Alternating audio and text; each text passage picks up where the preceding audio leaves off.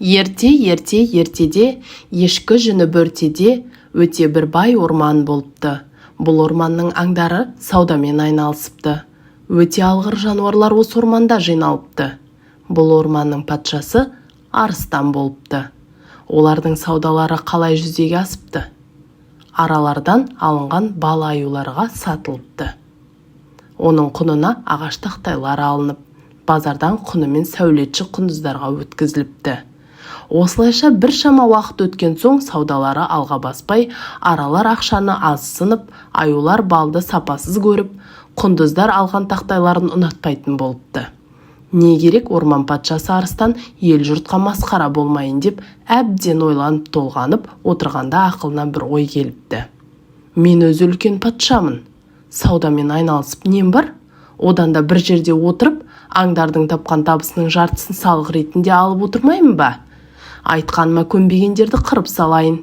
Әй, енді рахат тыныш өмір сүретін кез келді, депті. Дереу өлкедегі газет теледидарға хабар беріп, барлық газет беттерінде, теледидар бағдарламаларында осы хабарды жариялапты. Патшаның заңына бағынбағандар патшаның алдына келіп, жеке есеп беруге мәжбүр болыпты. Сөйтіп тер төгіп тапқан ақшаларының жартысы патшаға тиесілі болыпты. Бұған аңдар не істерін білмепті.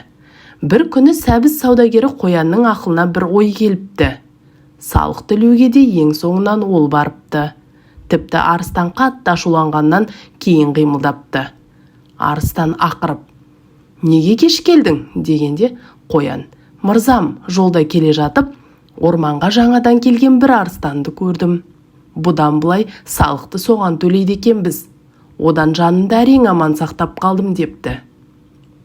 Не деп тұрғаныңды білесің бе, қоян? Бұл орманда екі патша бола ма? Дереу мені оны көрген жеріңе алып бар.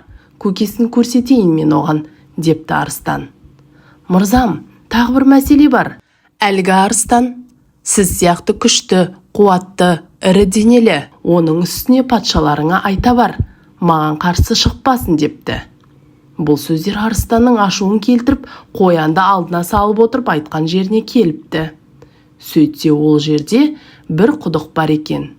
Қоян, әлгі арыстанның сарайының есігі осы, депті. Ашудан көзі аларған арыстан құдықтың басына келіп, мықты болсаң шық, деп ақырыпты. Құдығы өте терең болғандықтан арыстанның даусы өзіне жаңғырып келіпті. Тағы да құдықтың ішіне үңіліп, арыстан болсаң шық, кімнің күшті екенін білейік, депті. Тағы да дәл сол дауыс өзіне қайтып естіліпті. Бұған қатты ашуланып тұрғанда, суда өз бейнесін көрген арыстан құдықтың ішіне атылып секіріпті де су түбіне кетіпті. Осылайша залым патша өз жазасын көріпті. Ал қалғандары ақылды қоянға алғыстарын білдіріп, сый-сияпаттар беріпті. Қалай ойлайсыңдар, балалар? Арыстанның әрекеті дұрыс па?